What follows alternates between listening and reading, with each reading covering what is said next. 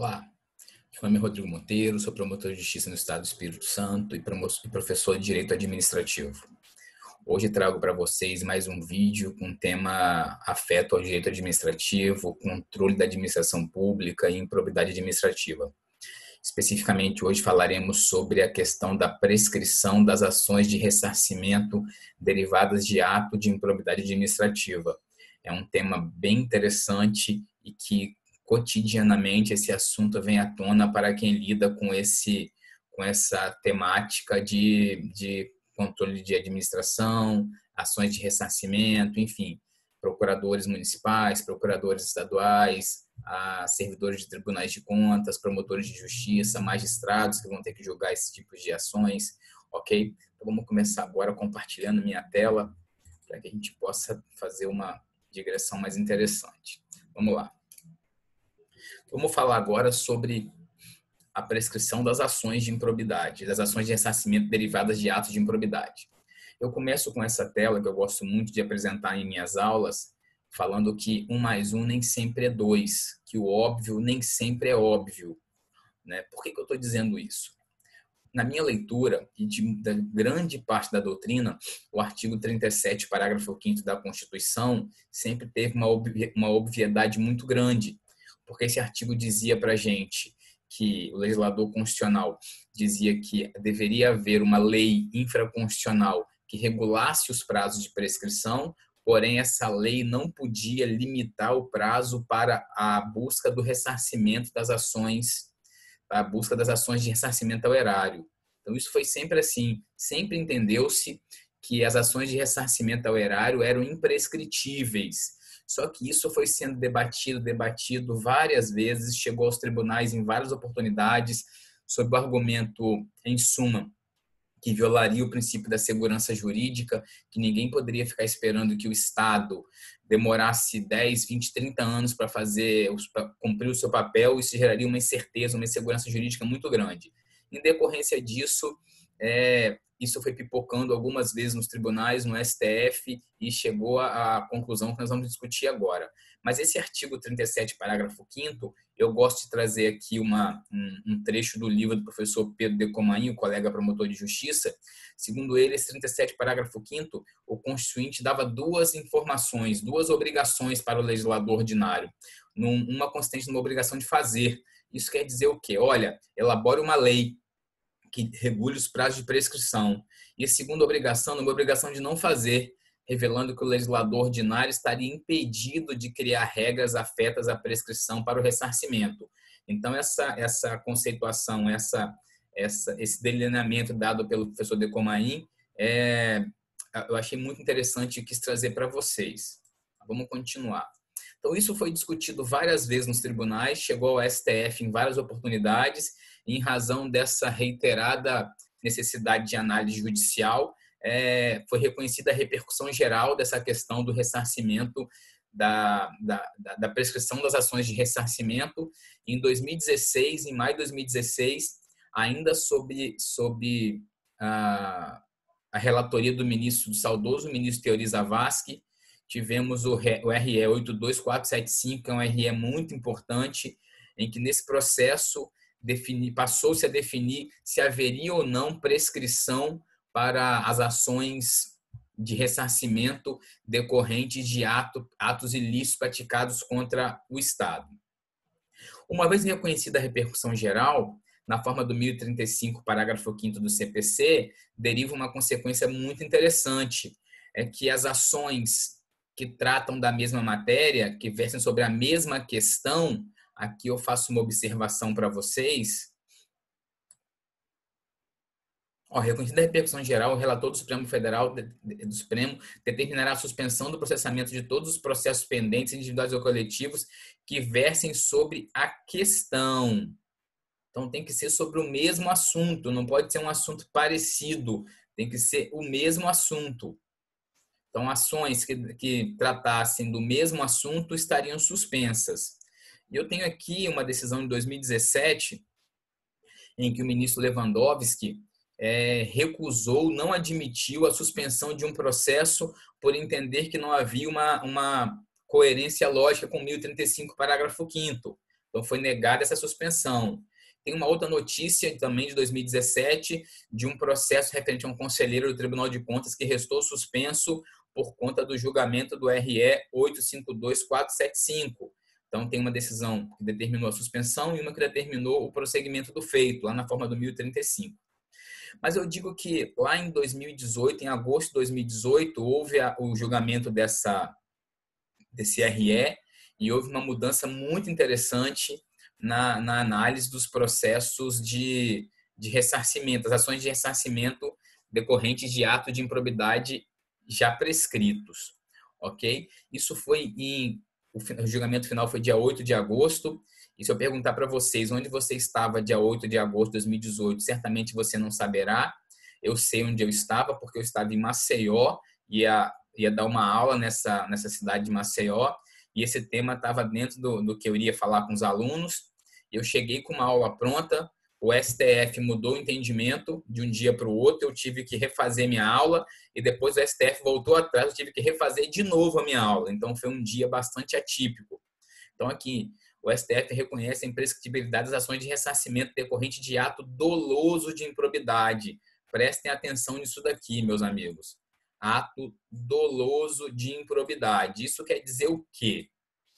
Que o STF falou o seguinte, olha, ainda há a ausência da prescrição, ou seja, ainda é imprescritível, são imprescritíveis as ações de ressarcimento decorrente de ato doloso. Vamos explicar isso com mais calma para vocês, ok?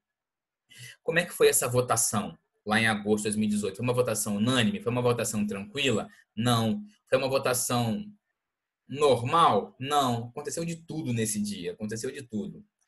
Ó, STF volta atrás, não há prazo para a MP pedir ressarcimento ao erário. Exatamente, não há prazo desde que haja ato de improbidade doloso. Ato culposo, não. Ok? Então, como é que foi? Eu vou dividir isso aqui em dois takes, em dois momentos. Take 1, julgamento que iniciou dia 8 de agosto. Desculpa, dia 2 de agosto. O relator passou a ser o ministro Alexandre de Moraes. E o ministro Alexandre votou pelo reconhecimento da prescrição para todos os casos, indistintamente. Ele foi seguido pelo Dias Toffoli, Lewandowski, Gilmar Mendes, Barroso e Fux. Prestem atenção. Então, eu teria o voto já no dia 2 do Alexandre de Moraes, Toffoli, Lewandowski, Gilmar Mendes, Barroso e Fux. 6 votos. Então, aqui no dia 2 já tinha alcançado a maioria. E é interessante que quem labuta nessa área, quem trabalha com isso, eu faço parte de um grupo de mais de 300 promotores de justiça que atuam no patrimônio público. Nós estávamos acompanhando isso em tempo real por grupos de WhatsApp, de Telegram, conversando muito, muito ansiosos por isso. E quando foi no dia 2, que o dia acabou, foi um banho de água fria para a gente, porque em que pese o julgamento não tenha sido encerrado no dia 2, houve um banho de água fria mesmo, porque já tinha alcançado a maioria, e seria um desastre muito grande. Mas nesse mesmo dia 2, o ministro Edson Fachin, acompanhado de Rosa Weber, divergiu do relator, entendendo que a prescrição não alcançaria as ações de ressarcimento decorrentes de ato de improbidade, de ato doloso de improbidade, ok? Então, até então, a gente tinha 6 votos contra a imprescritibilidade e 2 votos a favor da imprescritibilidade para manter a literalidade do artigo 37, parágrafo 5º. Aí vem o take 2 ocorrido no dia 8 de agosto, na semana seguinte. O julgamento se inicia com o voto do Marco Aurélio, que acompanha o relator, então passamos a ter 7-2.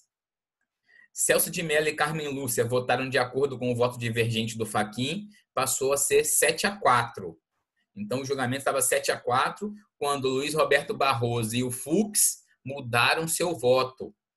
Os dois mudaram seu voto. Então, um julgamento que estava 7-4 para o fim da prescrição, para o fim da imprescritibilidade, nessa reviravolta, passou para 6-5. Então, foi uma tensão muito grande, foi um acompanhamento muito grande. Então, a partir da mudança de voto do Barroso e do Fux, dessa decisão, esse julgamento teve uma reviravolta. É interessante acompanhar no site do Barroso, eu vou deixar esse site nos comentários do vídeo, ele justifica por que ele mudou o seu voto, vale a pena a leitura, ok? E essa foi a tese final definida nesse julgamento. são imprescritíveis as ações de ressarcimento ao erário fundados na prática de ato doloso tipificado na lei de improbidade. O que isso quer dizer? Se você se deparar na sua mesa, no seu trabalho, com um ato de improbidade ocorrido há 20 anos atrás, vai poder buscar a aplicação das sanções previstas no artigo 12 da lei de improbidade? Não. Agora, vai poder buscar o ressarcimento ao erário? Vai. Então, o ressarcimento decorrente de ato de improbidade continua imprescritível, desde que seja doloso. Então, existe prescrição em relação ao ressarcimento ao erário? Sim, existe. Para todos os atos de improbidade? Não, apenas para os atos culposos. Então, a prescrição só alcança os atos culposos de improbidade, ok? E como que a gente tem que proceder, meus amigos, quando a prescrição das sanções previstas na LIA já houver ocorrido? Temos duas situações. A primeira situação é quando você perceber, já com a ação de improbidade proposta, no curso de uma ação de improbidade proposta, que ela está prescrita. Então, não vai dizer que é necessário pedir o arquivamento dessa ação, a desistência dessa ação, para depois ajuizar uma nova ação civil pública. Isso é um contrassenso ao princípio da eficiência. Então, o STJ e os tribunais estaduais, você encontra isso pacificado, que você pode manter a ação de improbidade tramitando para buscar somente, ao final, o ressarcimento. Não é necessário uma nova ação. O segundo exemplo é quando você se depara com uma improbidade já prescrita e a ação de improbidade ainda não foi ajuizada.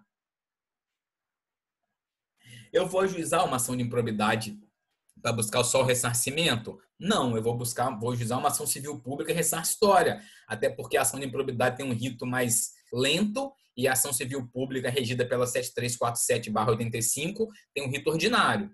Então, se não tiver ação de improbidade proposta, eu ajuizo uma ACP ressarcitória tão somente, e se observar a prescrição no curso da ação, a ação continua para o final ser aplicado somente a pena de ressarcimento, ok? E como os legitimados devem agir a partir dessa nova interpretação do STF? O que a gente tem que fazer para evitar que nós sejamos surpresados e alcançados pela prescrição em geral? O Código Civil nos dá a resposta, a medida cautelar de protesto, em que pese a jurisprudência ainda entenda que essa medida não possa ser aplicada nas improbidades, que eu não consigo entender por quê, sinceramente eu não consigo entender, isso gera uma proteção deficiente. Penso que cabe sim, e eu já usei na prática e deu certo. Olha o que diz o artigo 202 do Código Civil. A interrupção da prescrição ocorrerá por protesto nas condições do inciso antecedente, do inciso 1. Então, eu vou ajuizar, vou manejar uma cautelar de protesto, que é uma ação de jurisdição voluntária, nem contencioso tem. O juiz recebe a minha inicial, notifica a parte requerida, que nem é parte requerida, né, porque não tem... não tem contencioso, notifica a outra parte para informar, olha, aqui está havendo um pedido cautelar de um protesto que vai interromper a prescrição. O juiz, entendendo passível de interrupção, vai interromper a prescrição, que só pode ocorrer uma vez, ok? E eu falo para vocês, isso é pacífico na jurisprudência? Não, não é pacífico. Aqui uma decisão TRF5 de 2012, dizendo que cabe sim o protesto na improbidade, é uma coisa bem tranquila.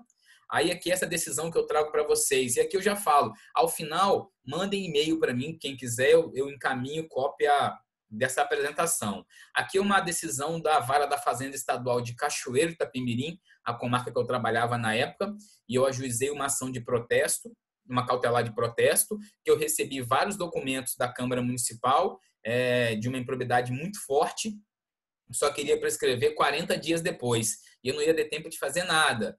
Então, ajuizei a ação e o juiz entendeu por procedente e interrompeu a prescrição. E chama a atenção que aqui, no começo aqui do slide, ele fala que não se aplica a regra dos 30 dias previstas no CPC, que a ação principal tem que ser ajuizada logo após os 30 dias do deferimento da medida cautelar. Isso não se aplica, pois não há nenhum tipo de constrangimento, limitação a direito do requerido, então não há que se falar nesse prazo de 30 dias, ok? Aqui eu tenho uma decisão do TRF1 dizendo que não se pode manejar o protesto nas ações de improbidade, eu não consigo entender por quê. Quem defende que não pode fala o seguinte: olha, não pode porque a ação de improbidade tem cunho sancionatório, eu não posso usar o protesto em ações que tenham cunho sancionatório. Isso está escrito onde? Se eu posso interromper a prescrição quando João deve a Pedro um cheque, um valor de 300, 400 reais de um cheque, porque eu não posso fazer quando João deve ao Estado um valor muito maior do que isso? Qual é a lógica disso? Eu permitir a suspensão, a interrupção da prescrição por uma dívida disponível e não poder fazê-lo por uma questão disponível, um direito fundamental. Né? É surreal essa interpretação, mas os tribunais estão entendendo ainda que não cabe. Por que entende que não cabe? Porque o Ministério Público e outros legitimados ativos, as pessoas jurídicas lesadas, elas não manejam essa ação. É preciso utilizar mais vezes essa ação de cautelar de protesto, ok? Aqui eu trago um trecho do meu livro, em que eu falo que a prescrição pressupõe a inércia daquele que possui um direito. Falo mais ou menos assim: e se você mostra que você não está inerte, que você só tomou conhecimento agora, que por algum motivo você não vai conseguir manejar a sua ação ao fim do processo, ao fim do prazo prescricional, nada obsta que você maneje a sua ação de protesto para buscar a defesa de interesse da coletividade. Eu defendo isso no meu livro. E também defendo que essa cautelar de protesto não vai se submeter à regra do 308 do CPC. Então, não há que se falar naquele prazo de 30 dias para o ajuizamento da ação principal. Ok? E há algo sobre a prescrição das ações fundadas, de ressarcimento fundadas em decisão do Tribunal de Contas, que é importante falar? Muito importante, porque agora, no dia 17 de abril, houve uma decisão do Tribunal do STF analisando a questão da prescrição da execução fundada em título derivado do Tribunal de Contas. Essa matéria também estava em repercussão geral desde 2016, aqui no RE 636886, e agora no dia desde 2016, como eu falei, e agora em 17 de abril de 2020, ela foi julgada por unanimidade e teve a seguinte tese: é prescritível a pretensão de ressarcimento ao erário fundada em decisões do Tribunal de Contas. O que isso quer dizer? Você recebeu um título executivo do Tribunal de Contas, é preciso analisar a prescrição. Se tiver prescrito, esse título não serve de nada. Agora, não está dizendo que o direito material está prescrito, e sim o título que está prescrito. Se esse título é decorrente, é derivado de uma ação, de um ato doloso de improbidade, na forma do 852 do RE 852475 da repercussão geral, eu posso ajuizar uma ação de ressarcimento sem problema. Agora, o título em si, ele prescreve. E qual é o prazo, qual é o termo inicial dessa prescrição? A gente precisa ter acesso ao conteúdo do voto. Eu não sei quando isso vai ser publicado, porque foi votado agora no dia 17 e foi unânime, mas no site do STF fala que os ministros Fachin, Barroso e Gilmar Mendes votaram com ressalva. E também é preciso conhecer quais são essas ressalvas para a gente entender melhor o conteúdo desse julgamento. Ok? E como essa matéria está sendo tratada pelo Congresso Nacional? Eu já falei isso no vídeo passado e vou repetir. A Câmara dos Deputados criou uma comissão especial presidida pelo ministro do STJ, Mauro Campbell, para discutir a atualização da lei de improbidade. Desta comissão surgiram os trabalhos que derivaram do PL 10887/2018, que muda completamente o contexto da lei de improbidade. Esse projeto tem pontos positivos, muitos pontos positivos, e alguns que eu reputo não tão positivos assim. Mas isso está sendo discutido em várias audiências públicas, inclusive eu já fui convidado para uma audiência pública dessa, e por conta do Covid-19, eu não sei quando vai ocorrer a minha participação, espero que seja em breve. E o que diz esse PL 10887 em relação às ações de ressarcimento? Lá no 23, parágrafo 3º, é imprescritível a pretensão a reaver bens e valores apropriados ilicitamente do poder público. Então, o 23, parágrafo 3º, em sintonia com o 37, parágrafo 5º da Constituição, reconhece a imprescritibilidade das ações de ressarcimento ao erário. Ok? Então, meus amigos, eram essas as considerações que eu tinha para fazer para vocês. Aí vocês estão vendo as minhas redes sociais, meu e-mail, rodrigomonteiro.s@gmail.com. E eu falo para vocês, se tiver interesse em receber essa apresentação que eu fiz, me mande por e-mail que eu mando com o maior prazer. Vai ser um prazer poder compartilhar essas minhas informações com vocês. Tá? Foi um prazer estar aqui. Espero ter podido colaborar um pouco e logo, logo nos vemos no novo vídeo. Forte abraço!